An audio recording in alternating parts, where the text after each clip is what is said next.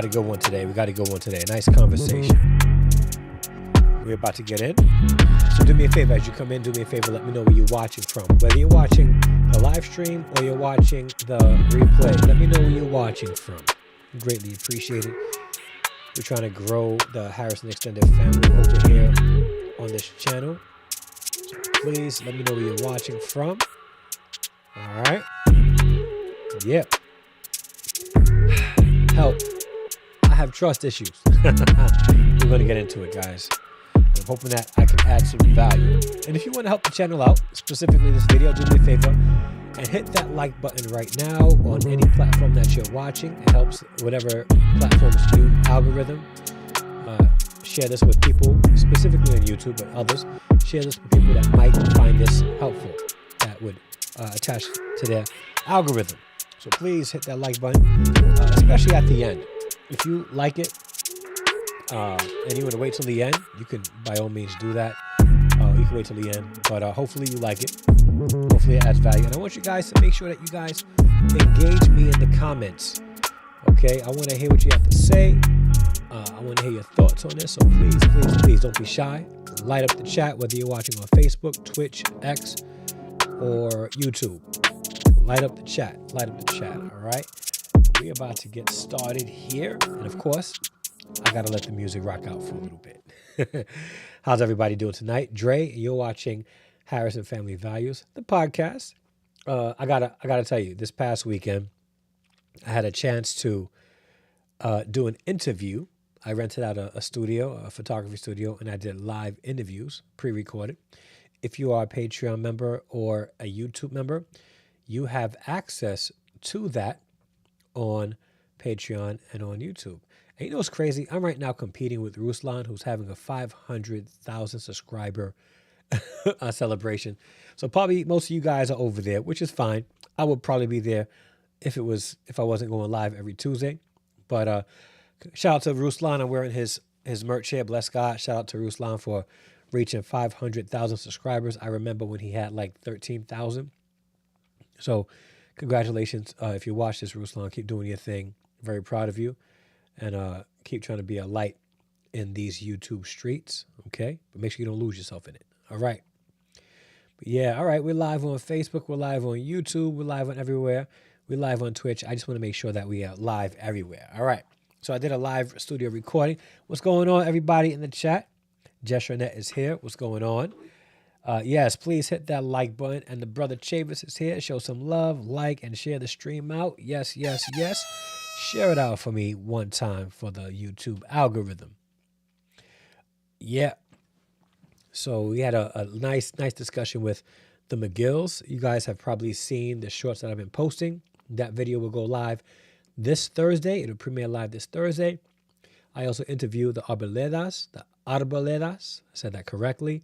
My friend Pastor Chino and his wife Rebecca, who we had a dope conversation. You guys are you're gonna like that one. That's gonna release not this Thursday, but the Thursday after. And the Thursday after that, I got into a conversation with my cousin's husband, Damon K. Jones, who is huge in them Westchester streets, advocate, community leader, all that stuff. We had a dope conversation about the Black family. So we're going to share that with you guys too. So guys, make sure you guys stay attuned to what's happening. And if you are not subscribed to the Harrison Family Values channel, please hit that subscribe button because we have a lot of great things happening in the upcoming future with this channel. We're no longer just going to be simply a live streaming platform. We will be doing podcast interviews. We're going to be doing live on the street interviews. I got plans for this channel.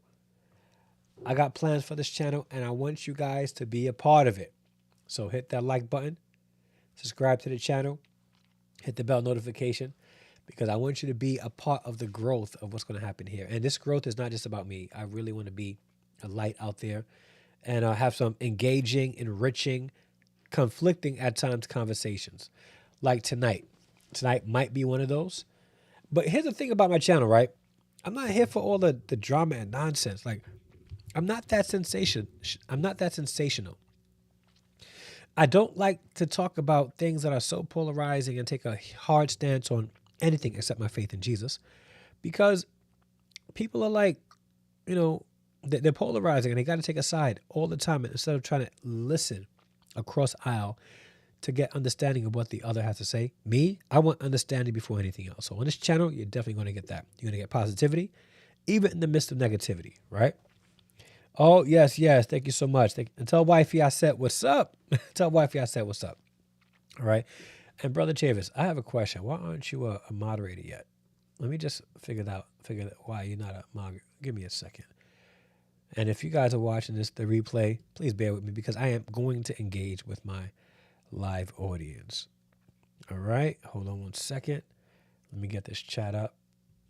Nah, Chavis. Yeah, you are a moderator. All right. Just want to make sure. All right, guys. So trust in relationships. Some of us may battle having trust issues. And it's probably because you have been through some kind of experience. I don't want to call it trauma, even though it might be, because everybody is talking about trauma. Everybody's talking about trauma. Everything is trauma this and trauma that and trauma. Guys, we can go through some trauma, but it's not like debilitating. Not all experiences is so traumatic that it debilitates you.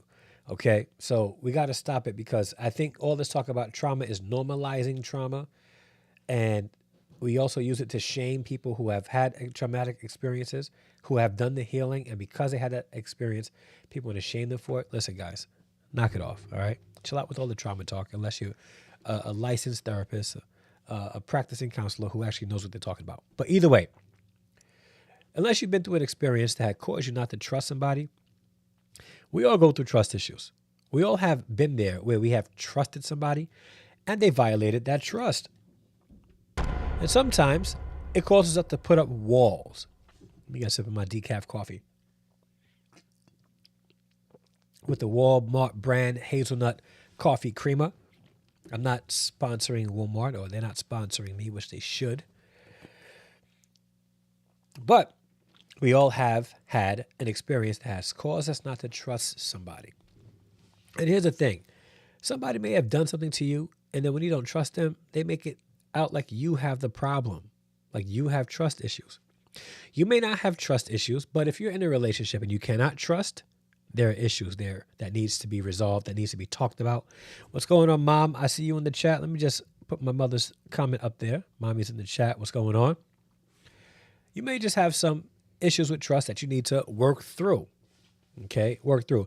And I found a couple of TikTok videos that might be helpful for you guys, so stay with me until the end. But I wanted to share some things with you, okay? Because specifically in a marriage, trust is a major key to marital success. You got to have trust. You got to have trust. It's essential for building a long-lasting bond between two people. You need to have trust. Without trust, the relationship, that bond will break. Now, there's a couple of things that must happen. You must not let your past experiences cause you not to allow yourself to trust somebody else. And at the same time, don't do things that will cause your partner not to trust you. Trust transforms any foundation and could produce healthy relationships. Trust will do that. Trust will do that. It helps provide a sense of security. It helps you be seen as reliable. It helps create an emotional connection. And what I'm going to talk to you guys tonight about is things that you can do to develop trust in your relationships and to help you not violate that trust, because once trust is violated, it's very hard to get back. Very hard to get back. Now, although I'm talking to married couples, it's not exclusively for married couples. This goes for any kind of relationship. Even if you're at work, you can be a star employee. And once you violate the trust of your colleagues and maybe even your supervisors, they may not be able to see you that way again. And you're going to have to do a lot of work in order for you to regain that trust. And in a relationship, it's the same way. If you violate the trust, there's a lot of things you're going to have to do to help restore that trust. Now, we are called to forgive. Forgiveness is not a recommendation. Forgiveness is a command. It is a command. We are called to forgive. But sometimes we forgive and we don't offer that olive branch of trust again. We can give. What's going on, my brother Brandon? Glad you are here. We could forgive, but it's like, I'm not going to trust you again. Now, the Bible doesn't say that you have to necessarily trust again, but it does say forgive. And if you are choosing to be in that situation after trust is violated and you don't want to trust again, you are in the wrong situation and you need to leave that situation. At least for the person who is trying to do the work in order to build. Because if they do the work and no matter what they do, you're not going to trust them again. Why are you there? Why are you there? So here's some things that can help you guys if you're having trust issues in your relationships. Number one, but this is not like in any chronological sequential order.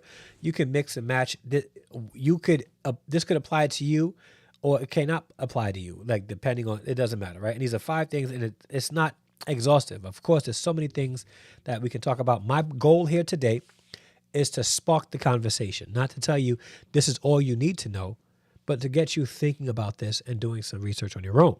So one of the things that would help if you're having trust issues in your marriage, if you're having trust issues in your life, is open communication. This is difficult, guys, because we live in a very sensitive time. Everybody is sensitive. You can talk about whatever you want, but don't let nobody talk about you in any way they want. Let me get some of this coffee. Nah, you want to be able to say whatever you want, but the second somebody come at you with that very same energy, they are the baddest person, the meanest person, the most evil person in the world. There's no open communication. You want to be able to say what you want to say, how you want to say it, right? If the person who is receiving it doesn't like the way you're packaging the messaging, they're sensitive. But somebody can just say something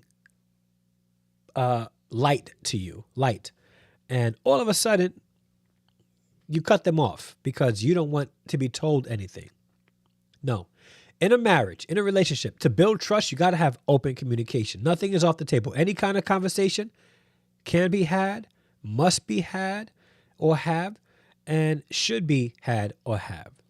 Okay? Effective communication is a paramount in establishing and maintaining trust in a marriage. You can't have trust in a marriage without having open, honest, effective communication. It can't happen. It can't happen. Okay? It can't happen. Because without open communication, it causes the other partner to always wonder what you're doing, always wonder what is happening, always wonder what you... And guys, we're not mind readers. I don't care how filled you are with the Holy Spirit. You're not a mind reader. You're not a soothsayer. You can't read people's minds. You can't tell the future. You can't tell what's in the intents of people's hearts. Well, you probably could because, the Word of God, the Holy Spirit can grant that, every now and then. But listen, you're not a mind reader. It's not up to your spouse to just automatically feel what you are feeling. No. And don't use the argument of, well, if they were empathetic, they would know. They could. Here's the thing about that, and this is the misnomer about this. Watch this. Your wife or your husband can see that you're upset about something and even have feelings of remorse or a sorrow because you're feeling the way you're feeling without knowing why you feel the way you feel. That's empathy. That's empathy. Now, unless you tell them why you're feeling the way you feel, they'll never get understanding. For them to get understanding, to connect with the empathy that they have, because here's the thing, many of you guys confuse empathy with, you want somebody to understand what you're feeling. Okay. You say that they're not being empathetic because, they don't get how you feel. No, they don't get, because they don't know what's happening. So unless you communicate what's happening, all they can actually do is express empathy until you give them understanding. That's it. And shout out to IMQ100 for subscribing. And shout out to Jeanette Nyako for subscribing. Thank you guys for joining the Harrison Extended family and subscribing to the channel. Appreciate it. And my cousin, yes, what's going on? What's going on, cuz? Cousin Jay's in the building. Yeah. So, listen. You need to have open communication in your marriages, in your relationships, at work, but especially in your marriages. Active listening is also key. You can't just be talking, and not want to listen. As if you're the only person that has anything to say in the relationship. Open communication has two parts. You to be able to speak what you need to speak, and for you to be able to listen to what you need to listen to. Okay? You need to listen to it. What's going on? Oh, are you guys the McGills? What's going on? How's the McGills doing today? That interview is coming out Thursday, so make sure you guys tune in. Yeah. Listen, you gotta have it. You gotta be, and here's the thing. You should be wanting to listen more than you speak. The Bible says be slow to speak, or be quick to hear, slow to speak. Be quick to hear, slow to speak. I said it again. Slow to speak and slow to wrath. Right? Slow to wrath. When you are quick to speak, you'll be quick to wrath. But if you are quick to listen, you'll be slow to wrath because you're trying to understand. Now, let's keep it a buck. Okay? Sometimes you go into a situation and you're listening and you're trying to be understanding, but the other partner is like going like 0 to 1,000. And sometimes they can be slightly disrespectful to you. And you're like, okay, I'm trying to be, Jesus, help me out. Holy Spirit, keep me sane. I'm trying to be the understanding. And then all of a sudden you start finding yourself matching that energy and flipping out because you're not going to be disrespected. And nobody talking to you like that, okay? Listen, you're going to watch your tone with me. Y'all know what I mean, right? Because, not all of us been saved our whole life because sometimes, you get into a conversation, an altercation, a conflict, and somebody try to test your salvation. Because that's all that's happening right there. The devil's testing your salvation, right? He's making sure that somebody is there to test your salvation. And they're trying to see if you're going to keep your salvation in the midst of a conflict. It happens. It goes down. But we're trying to be ambassadors of Christ and die to the flesh. Our responses could be extremely fleshly, not spirit-filled or led, which can cause us to sin in the process. So, let's be quick to hear what somebody else is saying so that we can gain understanding. And slow to speak so that we don't have to always come back with a rebuttal to fight somebody and what they have to say, because they might have some valid points. This way we'll be slow to wrath. I hope I'm making sense, man. I hope I'm making sense. What's going on, Madeline Serrano? Glad you were here, sis. Glad you were here. All facts, bro. No trust equals chaos and a dead marriage and relationship. And I like how you put it, the numbers in, because the YouTube algorithm will, I kid you not, just last week, one of my videos was received limited monetization. I had them do a review and everything. I didn't curse. I didn't say anything. The reason why is because there's a thumbnail of a lady, in court. And I'm like, that's why I was received limited monetization. But it is what it is, right? It is what it is. But thank you so much for being that support on the channel. All right. And being considerate of that as well. So open communication. It's key. It's key. You cannot have a strong, trusting marriage unless you have open communication. And I'll close this part with this. Your spouse is not going to trust you with their feelings if every time they have something to say, you go off on them because they feel a certain way about something that you may have done, how you made them feel. They will never trust you with their feelings again. So husbands, if your wife comes to you and they're trying to confide in you or tell you something that they feel and you go off on them, she's not going to trust you with her feelings. Vice versa with the husbands and their wives. If your husband is coming to you and is expressing to you how they feel, whether it's directly related to you or something else, and you belittle them because of how they're feeling, they'll never trust you again. Last week, I shared a video with Trip Fontaine, who talked about a man, specifically a man, does not want to have to be hard with their old lady. They want to be able to be vulnerable. And here's the thing. Everybody talks about vulnerability is one of those hot topic words today too. It's like one of those buzzwords. Men aren't vulnerable. Why should they be if you can't be trusted with their feelings? Here's the thing. Truth be told, women don't mind being vulnerable because they want to be secured emotionally by their men. And sometimes us men mess it up. We break that trust, causing them to have to become hard in the relationship, and they were never meant to be. Just like if a man finally gets to the point where he can trust his lady to be vulnerable with, and then he's shamed for it, he's going to become a very hard person after that and will never trust you with his feelings again. So it's very hard for you to regain that trust, especially with the man who has been vulnerable with you, giving you that gift of his vulnerability, and you done ruined it. So hopefully I'm adding value to you guys.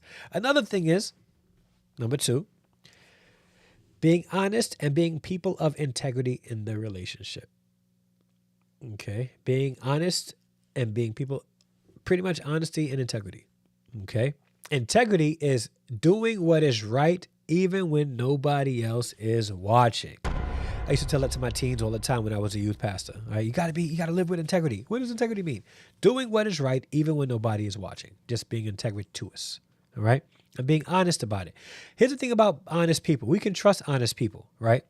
I am apolitical. I'm neither Democrat or Republican. I don't align myself with any political party. I don't consider myself a part of any political party. I don't vote necessarily on any specific political party. But I did share this with somebody, right? I do not favor Trump. I don't. But I trust that he's going to do exactly what he's going to do. There will be no surprises with him. Now, in a sense that, like, for instance, okay, I'll say it like this. If I know somebody's going to stab me in my back, I trust that they're going to stab me in my back. I trust that's going to happen. So you can have trust even in the things that could be wrong, okay? Because you know they're honest, right? They're honest, all right? Just like I trust my spouse is going to be faithful to me. I trust that, and I believe that because they've shown me that they can be trusted, okay? Some people blindly trust, and actually, in most cases, a lot of us will go into situations blindly trusting, hoping that the person's word is their bond. It's not always the case. But we go in, you know what? I trust that this person is the way they are. All right? But some people could be trusted that they're not going to be operating in integrity. They can be trusted that they won't be honest. But if you're going to be trusted about anything, let people trust in your honesty. Let people trust in your integrity. Don't have people trusting that you're going to lie. I know they're going to lie to me. That's the trust. I trust they're going to lie to me. They won't tell me the truth. In a marriage, that's never going to work.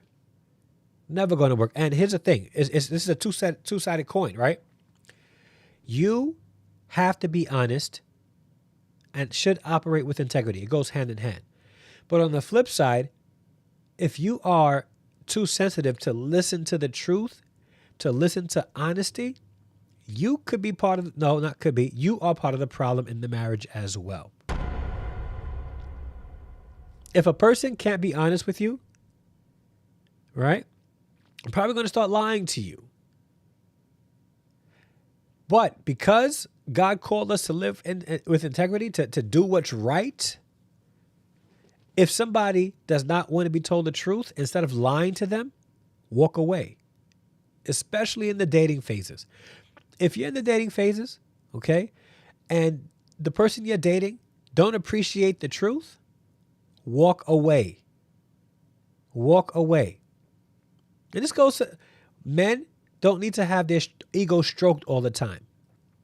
Women don't need to be told how nice they look if they're not looking nice all the time.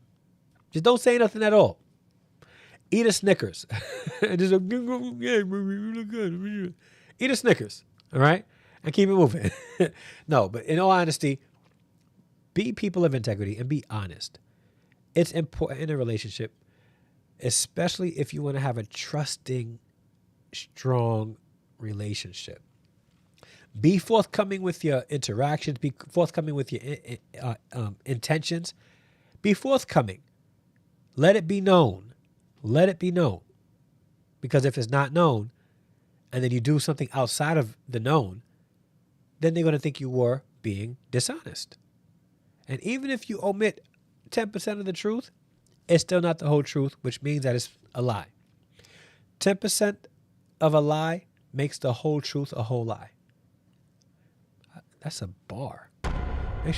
Make sure you guys clip this and share that out. Okay? Clip that out. Next thing. And this is one of the things that women love. So guys, I'm talking to you right now. You want your lady to trust you?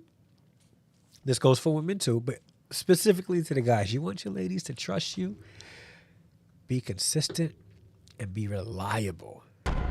Ladies, let me know what you guys think in the chat. Is that true? Is that true? Let me know. Be consistent and be reliable. That will make any woman feel extremely secure. They know what you're about to do.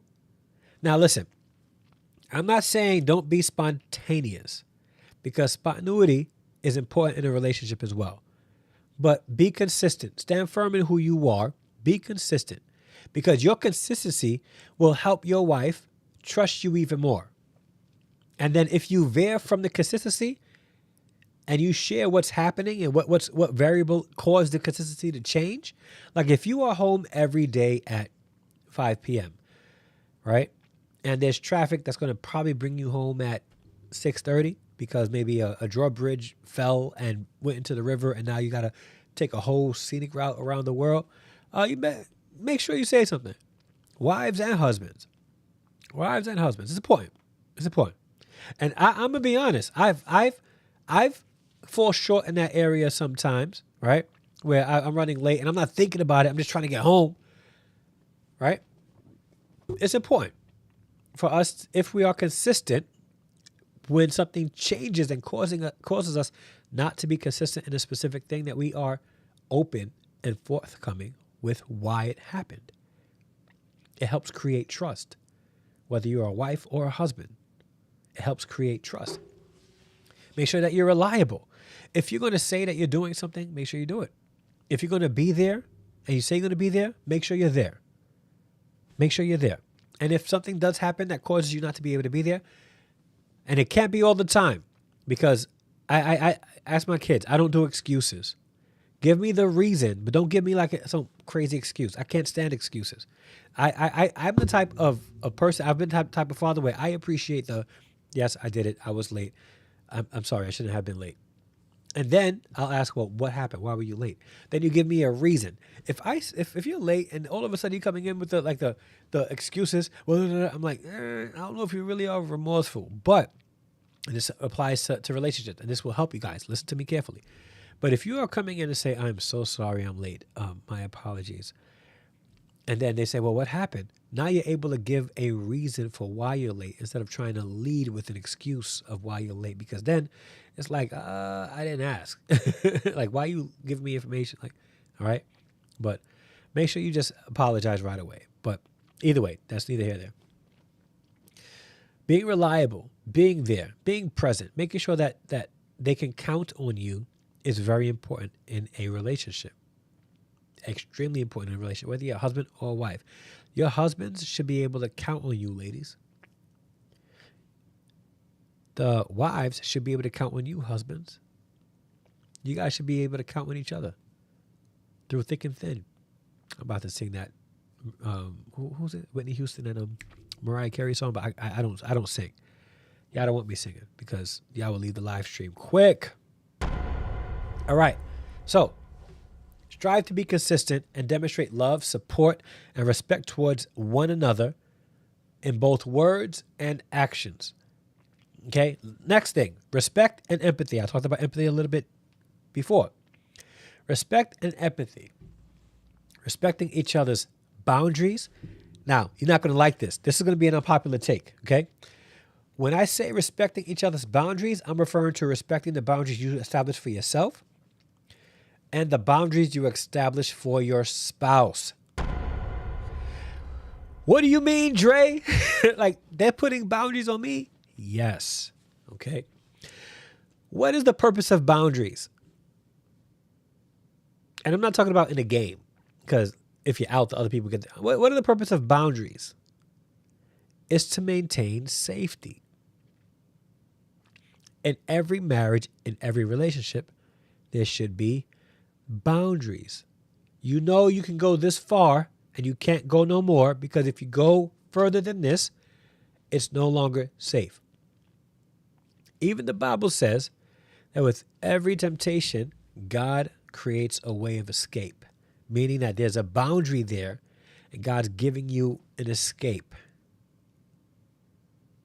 And in a lot of cases, the boundaries our spouses establish for us keeps us safe in the marriage. Because they can recognize things that we may not necessarily be able to see. Men, I'm going to let you in on a little secret, especially if you've been newly married, okay? For some reason, single women, not all, but some, seem to be drawn to men with wedding bands on. It could be very innocent. Maybe it's because they can trust the advice of a married man. I don't know. But sometimes our wives' antennas will go up and say, you know what? Homegirl is looking at my husband a little bit suspect. Let me talk to my husband about this for a minute. And then she talks to you and she says, listen, yes, count on me. What's going on, Sister Wynette? I'm glad you're here. Glad you're here. Right? She can be like, listen, baby, boo, buttercup, you know I love you, right? But you see that young lady over there? You see her over there? Yeah? You see her? You better keep your distance. She's eyeing you. She's eyeing you. She's turning a certain way. Look at how her hip is popping out. I need you to keep your distance from her because I think she's trying something. That's a boundary that she's establishing for your marriage. You could think that she's jealous. And you know what? You might be right. But jealousy in a marriage, if done the right way, will protect the marriage and help establish boundaries to make sure that both couples are faithful to one another and that the devil is not given a foothold in the marriage. You guys hearing me today? Am I speaking to anybody? Right? I feel like a preacher right now. Very important, okay? But back to respect and empathy. Having respect for one another. Understanding that although you guys are a unit, although you guys are one, there's some autonomy there. Respect each other in the marriage. Respect each other's individuality. Love each other for who the person is and not what you think they should be. If they're feeling a certain way, feel with them. If they're feeling a certain way, feel with them. The Bible says, rejoice with those who rejoice. Weep with those who weep. Mourn with those who mourn. How much more should we be doing that with our wives, with our husbands, the very people that we become one with after marriage? Right? Right? How much more should we should be able to feel what they feel. Even if they don't give us understanding, we should be able to feel what they feel. Right? If your spouse is crying about something, you're not trying to, what are you crying about? Get up, man. Like, what are you doing? No. Let them cry. You should be able to put your arms around them and cry with them for a minute until they're able to open up and give you understanding about what's happening. Without you losing respect for them, specifically the ladies, because your husbands won't be hard all the time. They won't be your rock all the time. Sometimes they will break and they need you to support them through whatever emotions that they're going through, with you practicing empathy, without you losing respect for them. This will allow men, husbands, ladies, wives, to be vulnerable in the marriage. It also helps fosters and increase the emotional intimacy in the relationship. It does. And 5, resolving conflicts. Thank you so much for being here, Sam. Glad you were here. Resolving conflict. And I'm glad that you love the conversation. Appreciate you being here. Resolving conflict. There's going to be a portion of the video I'm releasing Thursday with the McGills where we talked about conflict and how it's meant to help in a marriage mend the couple closer together. I don't believe conflict is a bad thing, especially if there's a solution at mind. Like, we know there's a solution. We're trying to get to the solution. So this is why we're having this conflict, so that we can come to a resolution. Some people want conflict just to fight. Some people just like to fight. Don't engage. Don't engage. My recommendation is that you just back off and don't engage. But if you are married and you are in a situation where you are in a conflict with your spouse, find a solution as fast as you can. And don't just fight to be fighting, because what tends to happen at that point, instead of you trying to look at the problem and trying to find a solution for the problem, you look at the person as the problem and you start looking at him or her and start insulting him or her. You guys are calling each other names. And you know what tends to happen after that? Trust is broken. They can't trust you anymore. You may have said something that belittled them, and now they think that you look at them at that like that. They can't trust you. You may say something that is hurtful. They can't trust you. You may not want to be engaged in a conflict that leads to a resolution, and you go and stay quiet. If you go and stay quiet, your spouse can't trust you. They can't trust that you're looking to lead to a resolution to this conflict. So in a marriage, you have to practice conflict resolution. You're going to have conflicts. Don't think you're getting married and it'll never happen. The first 2 years of marriage particularly are the hardest, because you have two individual adults trying to become one. So they have 100% of the individuality on both sides, trying to make 100% of a union. It's difficult. It's hard. It's hard. So learn how to resolve conflict through conflict resolution, seeking mutually satisfactory results without resorting to blame or criticism.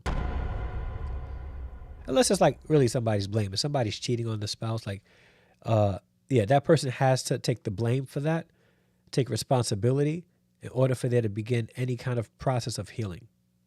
Communicate openly and respectfully, focusing on finding solutions rather than assigning fault, which tends to happen in conflicts, right? This is your fault. Who cares whose fault it is? We have a conflict. Now let's get to a resolution.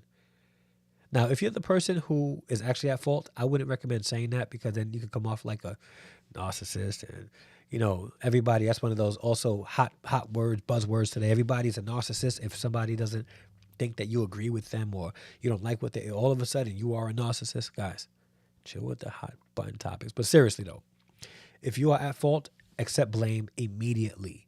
Don't let somebody else blame you. You say, this is my fault. How can we fix this together? And don't let it be as serious as infidelity. Please. Chill. Like, stay away from the infidelity. Oh, I got my cousin Alan in the building. What's going on, cuz? All right.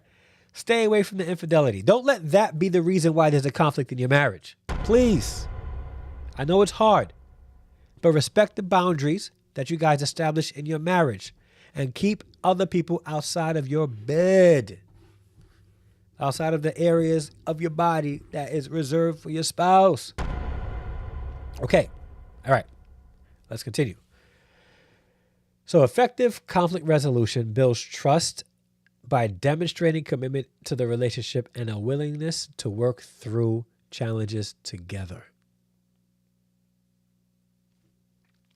working together. That's what marriage is all about. Togetherness. Even through conflicts. Okay? I want to share some videos with you guys, if you guys don't mind. Not necessarily from Christians, but I liked what some of these people had to say about this. So bear with me as I share my screen. Wrong one. Share my screen. Okay?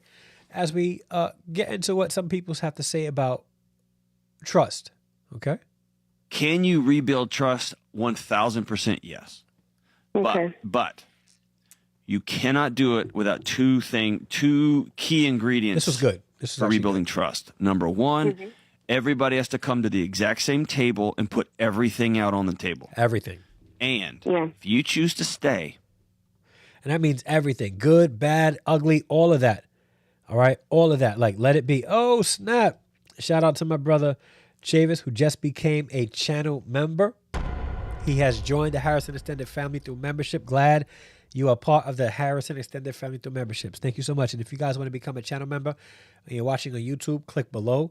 Or if you are watching on any other platforms, you can go to patreon.com/Harrison Family Values and join our Patreon there. We have tiers for as little as $3 a month. It won't break the bank. It'll help support this channel and keep positive messages like this flowing. All right, let's continue.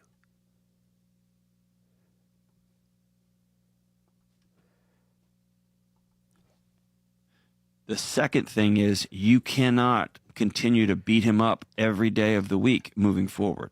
If you choose to stay, you choose to go all in again also. And that's good. That's good. So if you choose to stay in their relationship after trust has been broken, you cannot beat them up, male or female, husband or wife. You cannot beat them up about that issue. Because if you choose to stay, especially after something as huge as infidelity, you have to put everything on the table. This is good advice. Everything on the table. And you cannot beat the person up any longer. There was a situation where this wife cheated on her husband. And they eventually got a divorce. The wife cheated on the husband. And the husband and the wife was considering working things out. And he was honest and upfront. He said, I don't know how to manage you cheating on me, right? And he was very, very adamant when talking with them. He was like very, very hard on this. And he said, like us working this out, you would have to risk me bringing this up almost every day because I don't know if I can get past this. And they wind up getting a divorce. He was upfront. He said, I don't know if I can do this. You cheated, and I don't know if I can trust you ever again. I'm going to be bringing this up. And, he even said, I don't know if I want to put you through that. I was admirable, but that's why I say don't let infidelity be that thing in your marriage, okay? Don't. All right? There's another video that I peeped out, and don't agree with everything, but hit the brother out. Ready?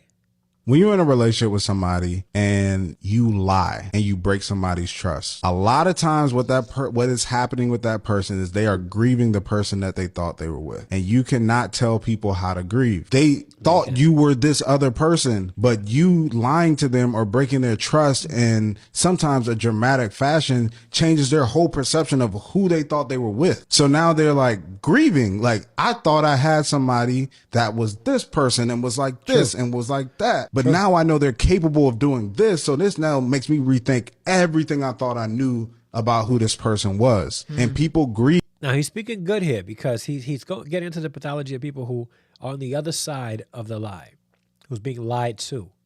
And once somebody is lied to, they're wondering, well, what else can they be lying about?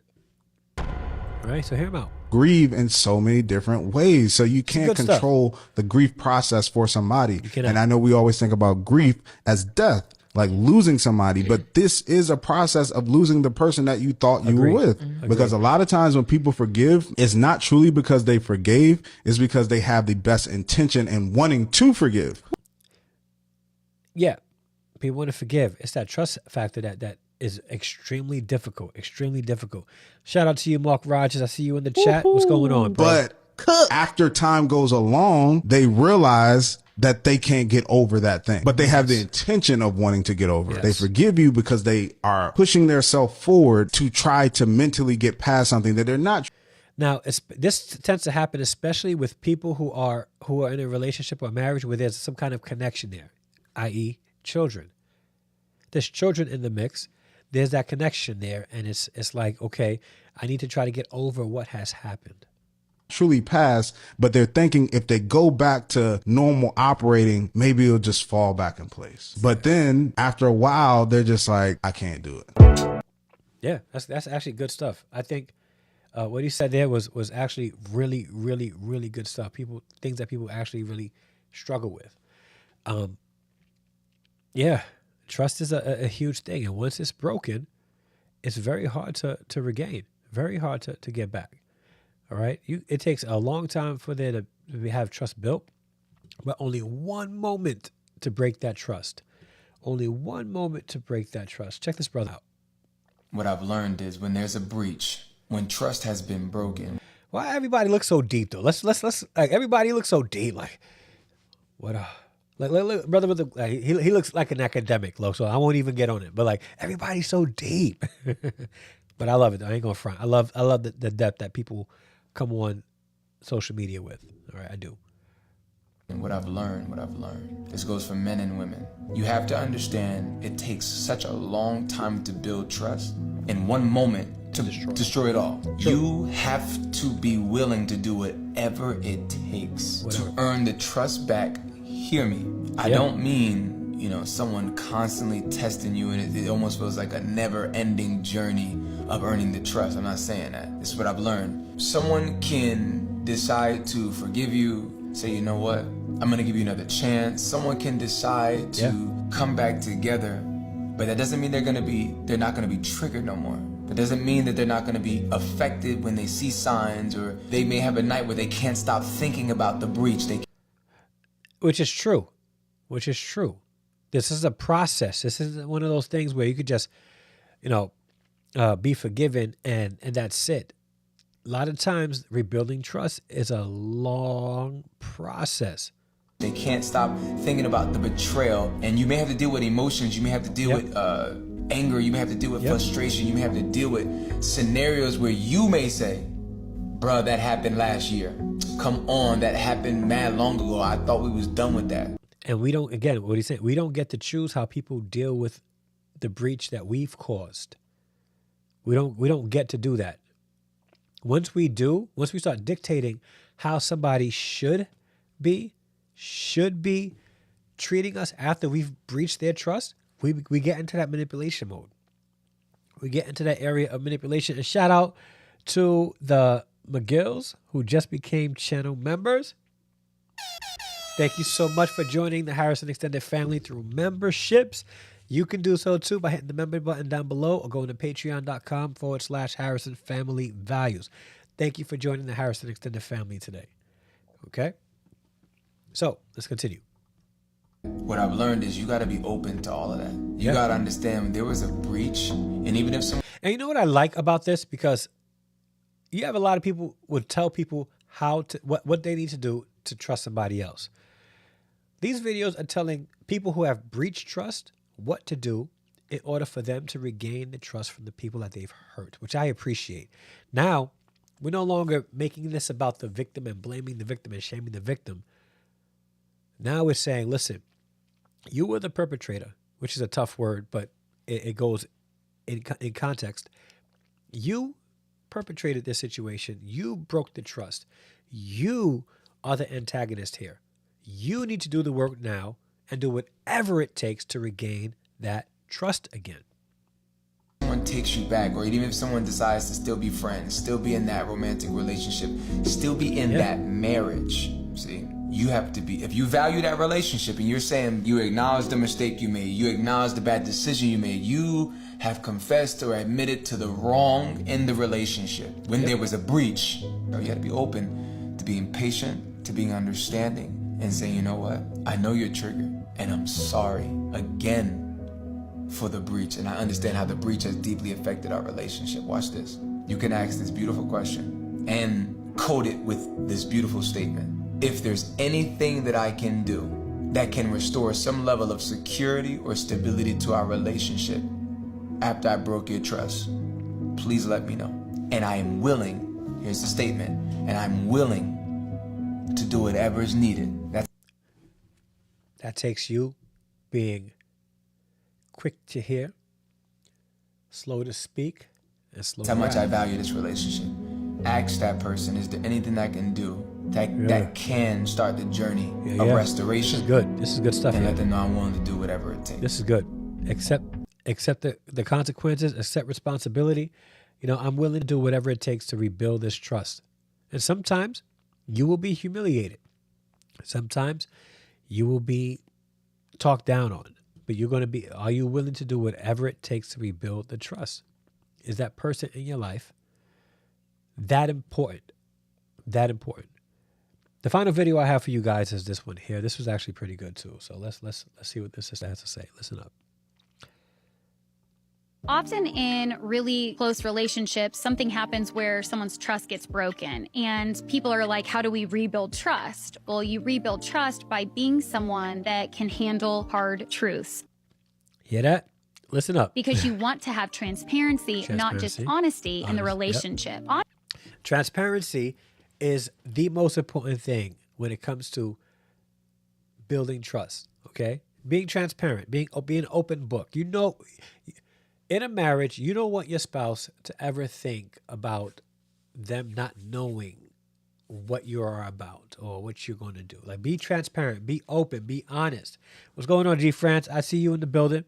Be honest. Be transparent, especially with your spouse. Like, you got to be completely nude, completely naked in essence, literally and figuratively, for you to be completely transparent, not hiding anything from your spouse.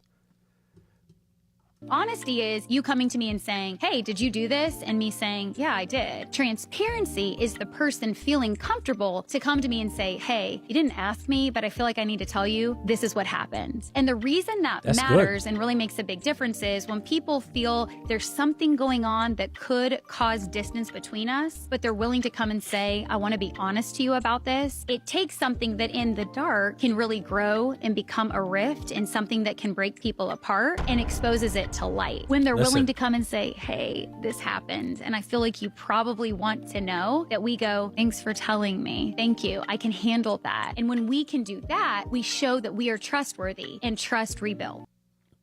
Listen, I don't know. I don't know. I think she's speaking some facts here today. All right. Let me show you how this goes, okay? Let me show you how this goes. You ready? Ready? Let's do some role playing here. Hey, babe, listen, I know, like, you didn't ask, but I felt like I should tell you this. Well, while at work today, Cindy, who works 3 cubicles down, yeah, she met me at the water cooler, and she gave me a compliment. I said thank you. And then as she walked past me, she sort of like seductively like rubbed my shoulder all the way to my arm and then said that if I wanted to see her later, just let her know. And I just wanted to share that with you so that we can, I just wanted to be transparent with you. Like, I don't have any interest, but I don't want there to be any interest. And I think if I tell you this could help protect our relationship. Now, that was good. Like, yo, give me an Oscar. Come on. No, but seriously though, that helps. That helps.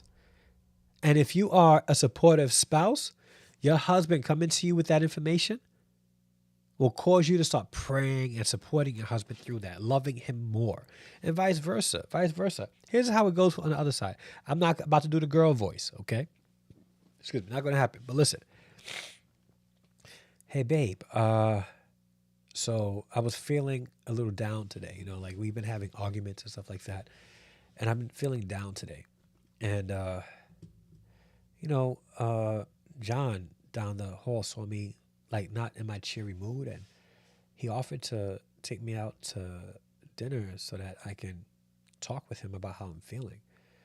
And He's always been very friendly with me, and but I don't know. I don't feel comfortable. I know we're having hard times here, but I just wanted to share that with you. I'm not trying to make you jealous at all, but I don't want there to be any secrets between us. I want to be transparent. So I have no intentions of going to dinner with John and sharing my feelings with him, but I would rather just share my feelings with you because you are my husband. That's how it should be going. That's how it should be going. Okay? But that's what transparency looks like. That's what it looks like. So I think it's time for all of us to start looking inward and saying to ourselves, Andre B. Jordan, listen, you can leave B. Jordan out of here, man, because Andre B. Jordan, he's a good actor, though. He's a good actor. But seriously, though, we're looking to look inwards and identify in our own self what issues of trust do I have and how can I work through that with my spouse? Do I lack the skills to be transparent with my spouse? Or if they are transparent with me, do I resist it? Do I hide things? Do I, whatever it is, am I respectful? Do I have empathy? Am I consistent and reliable?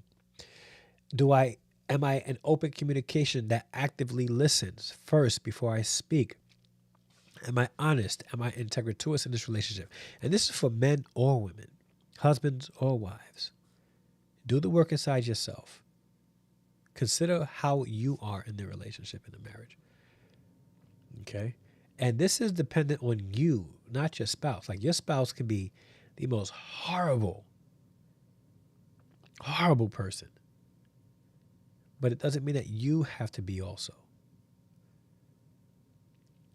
The Bible says this, as it depends on you, be at peace with all people.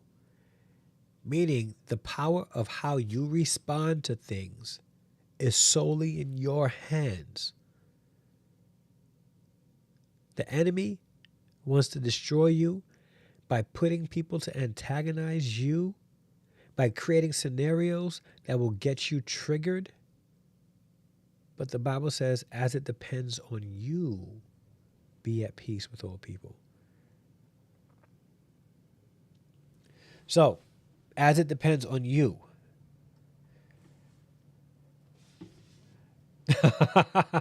Sister said, I'm at her office tomorrow. All right? I ain't playing that here. I'm at the office tomorrow with my Vaseline and my earrings off. Right? So as it depends on you, be at peace with your wife. As it depends on you, be at peace with your wife. As it depends on you, be at peace with your husband. As it depends on both of you, be at peace with both of you. Be at peace with one another. Yeah, that's what I meant to say. Be at peace with one another. And start making sure that you set the foundation of trust in your marriage the right way. The right way. Yes, yeah. Oh, you're looking forward to tomorrow? Thursday. Thursday is when that video is going to drop. All right? That's all I got for you guys tonight. And I'm hoping that I was able to add value. And if I was, hit that like button right now, whether you're watching on Twitch, YouTube, Facebook, or Twitter X. Hit that like button right now.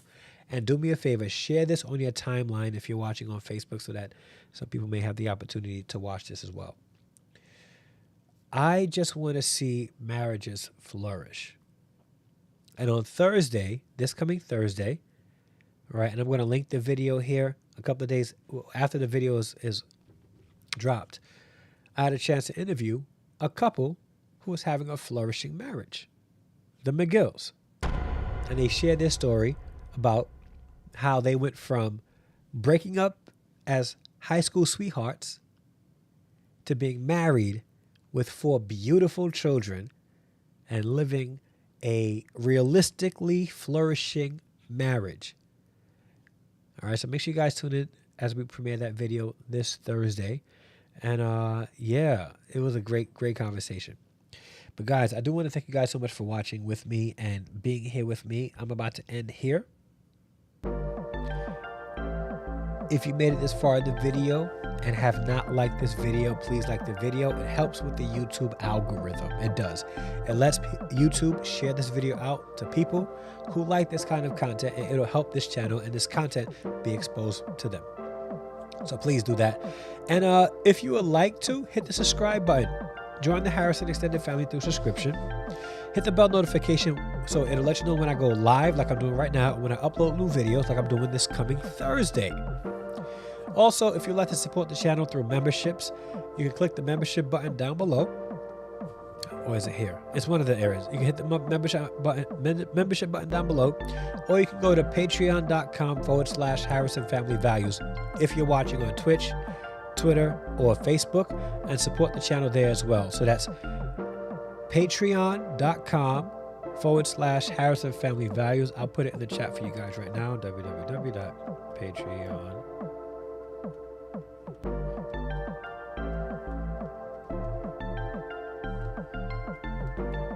Right? And by going there, both on YouTube memberships and Patreon, we have inexpensive tiers. We have Third Cousins, which is $3 a month. That won't break the bank and help support the channel. We have Second Cousins, which is $5 a month on both platforms. First Cousins, which is $10 a month, and Siblings, which is $25 a month. And that would help support this channel. Like this coming, like you'll see this Thursday, I rented out a photo studio, brought all my equipment. We used the studio to have these live interviews, and your sponsorships, your support will help go toward us being able to do that with more couples, more interviews, because we're having this series called Stories, where we just have conversations about real things and life. It's gonna be dope. It's gonna be dope.